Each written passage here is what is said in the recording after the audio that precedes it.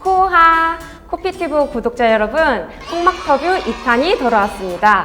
홍막터뷰는 코피와 관련된 분들을 모시고 인터뷰를 하는 프로그램입니다. 오늘은 특별한 분을 모셨는데요. 아마 최근에 이종욱 사무총장님에 관해서 가장 잘 아시는 분이 아닐까 싶습니다. 작년에 이종욱 평전을 새로 쓰신 기자님을 모셔봤습니다. 기자님 안녕하세요. 네, 안녕하세요.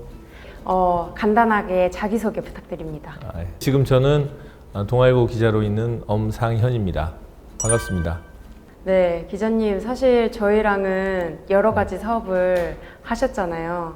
그 중에서 사실 작년 6월에 이종욱 평전을 새로 쓰는 작업을 해주셨는데요. 네, 그 평전 내신 이후에 어떻게 지내셨나요?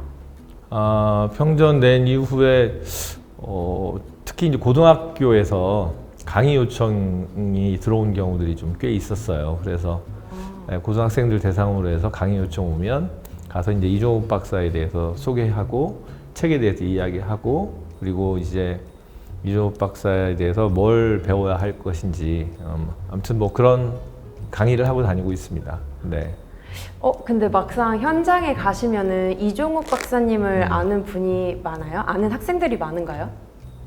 그동안에 한 작년하고 올해까지 합쳐서 한 10번 넘게 강의를 했는데, 보통 강의할 때마다 뭐 적게는 한 20명, 많게는 한 30명 이상씩 학생들이 모였었어요. 근데 맨 처음에 강의 시작할 때 혹시 이종욱 박사님 아시는 분 한 명도 없었어요. 여태까지. WHO 사무총장까지 하셨던 분이고, 그래도 꽤 유명하신, 그리고 존경받을 만한 분이신데 어떻게 이렇게 아는 사람이 한 명도 없었는지 조금 그 부분에 대해서는 굉장히 좀 안타깝게 생각을 했죠. 기자님께서는 평전 쓰시기 전에 이종욱 박사님에 대해서 얼마나 알고 계셨었어요? 그 부분은 참 저도 죄송스럽긴 합니다만 잘 몰랐습니다. 네. 그런데 사실은 최근에 아마 이종욱 박사님에 대해서 가장 많이 알아보시고 가장 많이 알게 되신 분 아닐까 싶은데요. 어떻게 평전을 쓰시게 됐는지 궁금해요. 재작년에 코로나 팬데믹이 시작이 되면서 이종욱 사무총장에 대해서 어떻게 보면 재평가 움직임도 좀 있고, 그리고 당시 만약에 이종욱 사무총장이 살아계셨으면 어땠을까, 뭐 그런 관련된 기사도 좀 나오는 차에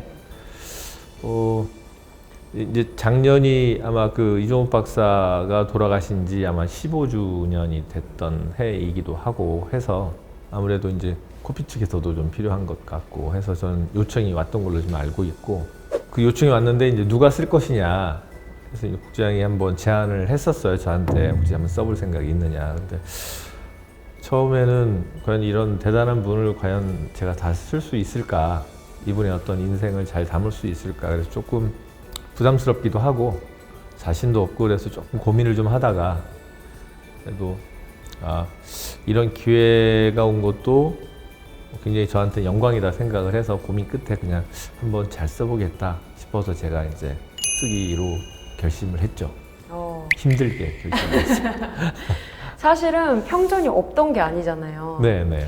그 이종욱 사무총장의 연설 담당 비서였던 데스몬드 에버리 저자가 쓴 책이 있었는데, 이번에 새롭게 쓰시면서 어떻게 기자님만의 평전을 어떻게 써야겠다라고 생각하신 점 있으실까요?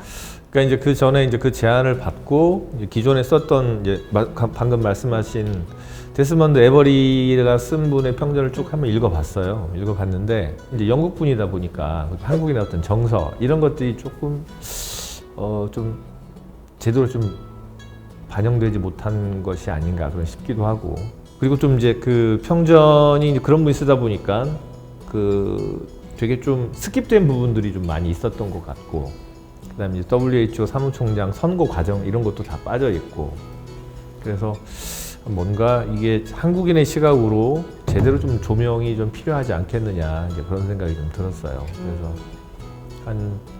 거의 한 1년 정도 취재를 해서, 취재하는 과정에서 이제 기존 평전에서 약간 오류들이 상당히 좀 있었다는 걸 확인을 해서 오류들도 좀 바로 잡고, 그다음에 또 한국인의 시각으로 해서 그때 당시에 우리나라의 상황 이런 것도 담고, 그리고 기존 평전에 담기지 않았던 비하인드 스토리 이런 것도 많이 담고 해서 좀 많이 차별화된, 그리고 좀 더 재밌게 쓰고 싶었어요. 왜냐하면 기존 평전이, 그러니까 이제 연설 담당 비서가 쓰신 것이어서 모르겠지만 조금 재미가 좀 없고 딱딱한 느낌? 그래서 좀 우리나라 초, 중, 고등학생들이 읽어도 이해하기 쉽게 좀, 그래서 좀 고민을 하면서 쓰게 됐죠. 네. 그러면 혹시 그렇게 조금 더 보완하면서 쓰시는 것 중에 그래도 책에 못 담은 내용이 혹시 있어요? 많죠.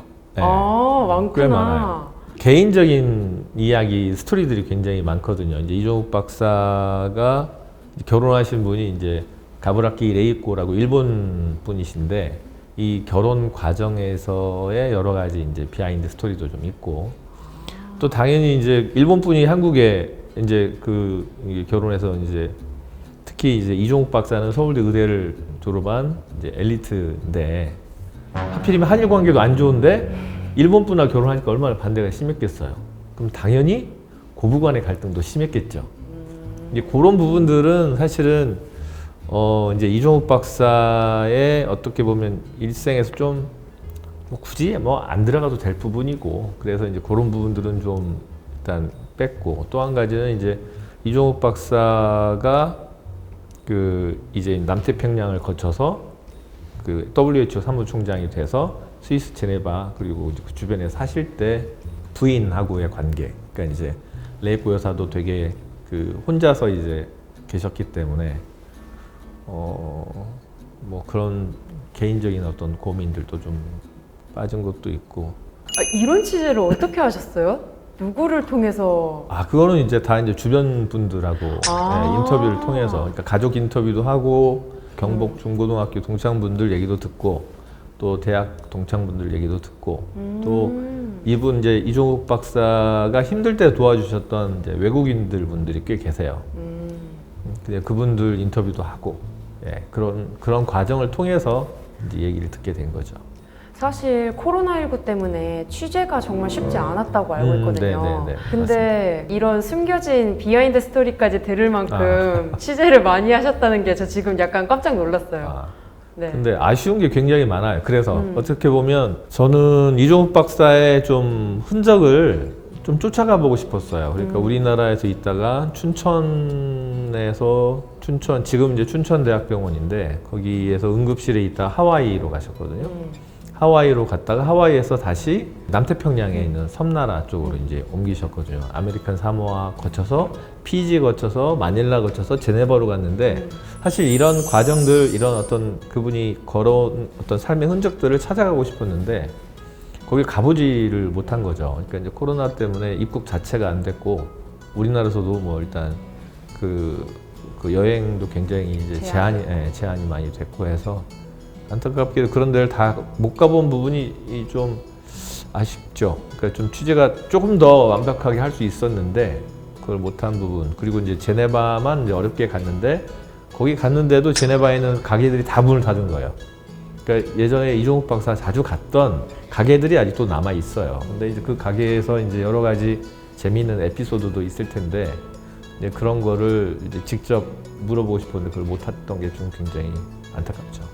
맞아요. 사실은 이종욱 이제 사무총장님 서거하신 지도 15년이 지났고 훨씬 더 지났고, 그렇다 보니까 아마도 엄상영 기자님께서 취재하시는 내용이 거의 마지막으로 주변 분들의 이야기까지 문서 들을 수 있는 이야기가 아닐까 기대가 많았는데, 이 코로나19 때문에 어쩌면 코로나19 때문에 이종욱 박사님이 이종욱 사무총장님의 그 존재감이 조금 더 부각되기도 했는데 또 취재하시는 입장에서는 힘드셨을 것 같아요.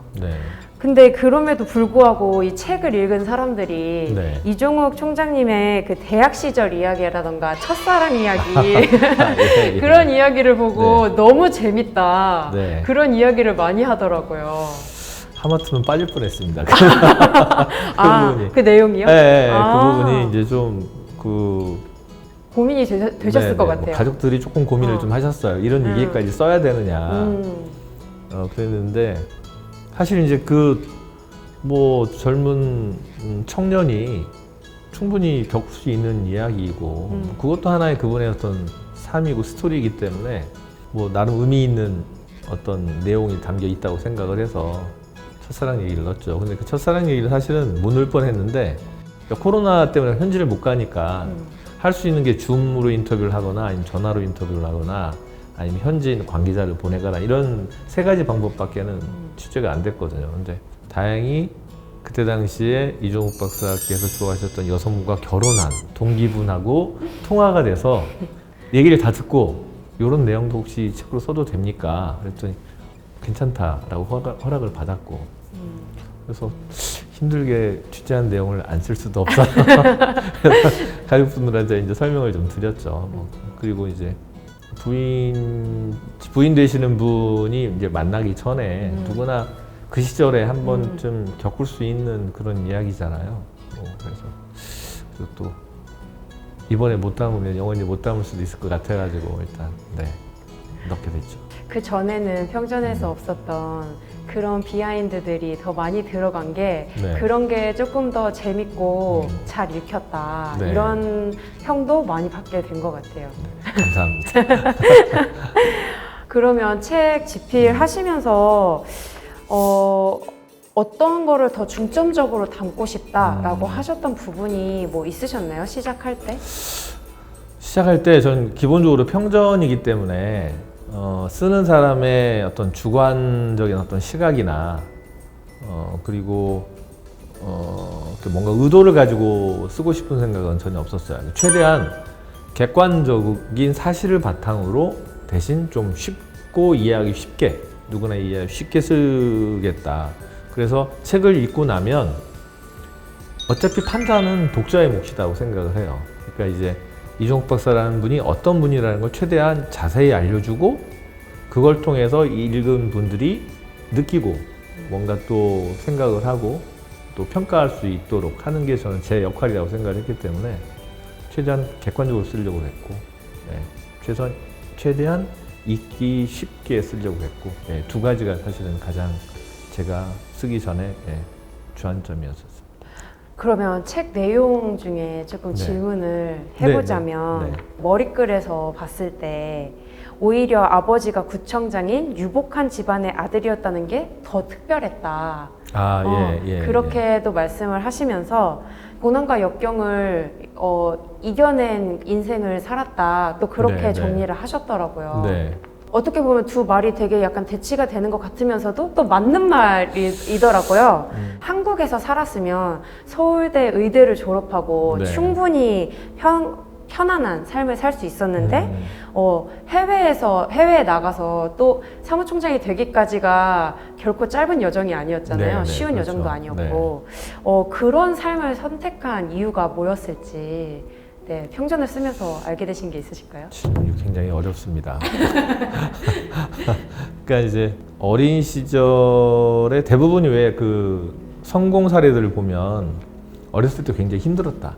그렇게 힘든 어떻게 보면 어린 시절 극복하고 성공한 사례 대부분 이렇게 생각을 하잖아요. 맞아요. 네, 이제 그게 사실은 아니고, 그러니까 이분이 굉장히 특별한 사람이 아니다라는 걸 얘기해주고 싶었어요. 그러니까 어린 시절에 이제 이종욱 박사를 보면, 그러니까 아주 특별하게 똑똑했다거나 아니면은 되게 무슨 뛰어난 리더십이 있었다거나 그런 게 없었던 거죠. 그냥 평범한 한 아이였고, 그러니까 그래서 특별하다면 오히려 잘 사는 집안의 자녀였기 때문에 그게 더 특별했다는 거지 나머지는 사실 특별할 게 별로 없었다는 것. 그 점을 저는 이제 얘기를 해주고 싶었던 거예요. 또 한 가지는 고집이 굉장히 셌잖아요. 네. 그래서 이제 어렸을 때 별명이 이제 황소고집이라고 가족들은 불렀다고 하는데, 이제 황소고집이라는 거를 이제 보면 그 부모의 역할이 좀 굉장히 좀 저는 개인적으로 컸다고 생각을 하는데, 그 어머니가 이런 기질도 나중에는 세상 나가면 쓸모가 있을 거라고 이야기해주는 그런 부모.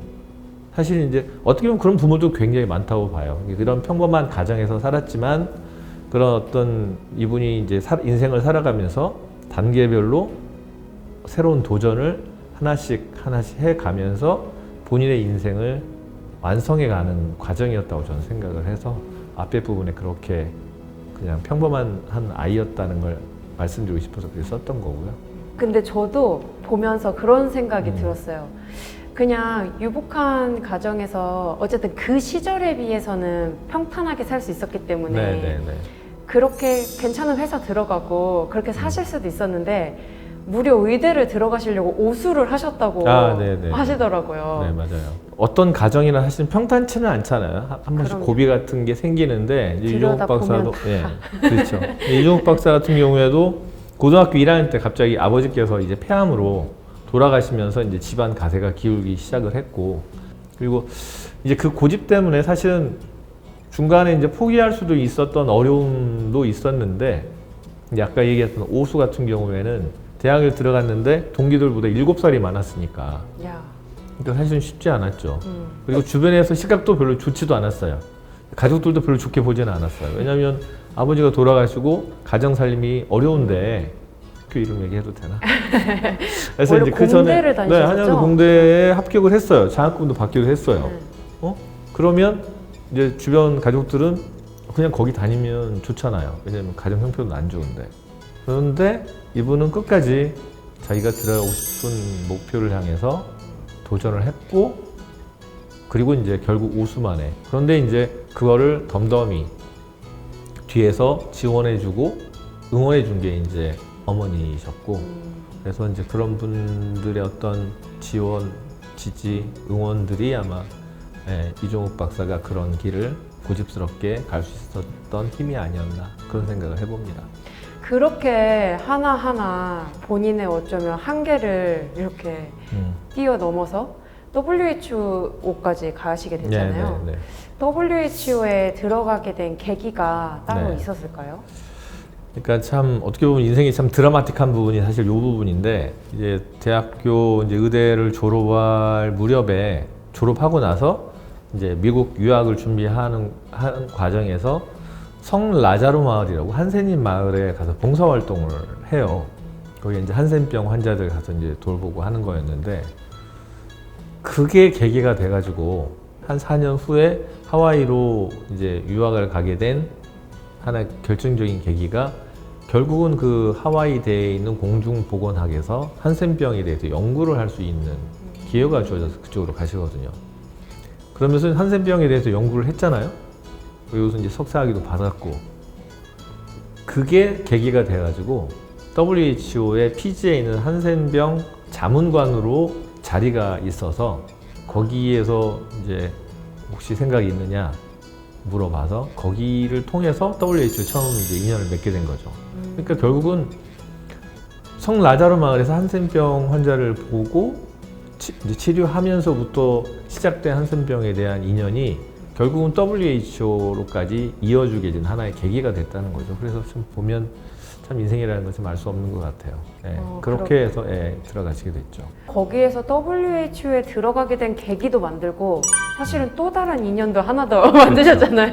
부인도 거기 그 성 라자로에서 부인도 만났죠. 거기서 이제 레이코 여사는 참 그분도 참 정말 대단하신 분인데, 이제 그 일본 소피아 대학이라고 거기도 이제 그 카톨릭 대학이에요. 거기서 영문학 석사까지 하셨으니까, 대학원까지 마치셨으니까 그래도 꽤 그때 당시에 일본에서는 지식인이셨죠. 근데 그래서 수녀를 하시려고 잠깐 수녀원에 들어갔었는데 이제 본인하고 맞지 않아서 나오셔서 성 라자로 마을에 호를 다니신, 한일 관계가 그렇게 안 좋은데 한국으로 봉사활동을 성 라자로 마을로 오신 거예요. 그리고 거기서 한 4년 정도 그 라자로 마을에서 숙식을 하면서 거기 있는 환자들한테 치료도 도와주고, 그리고 이제 라자로 마을의 여러 가지 뭐 편지라든지 해외 원조를 그 요청하기 위한 편지나 소식지나 이런 걸 만드는 일을 하신 거죠.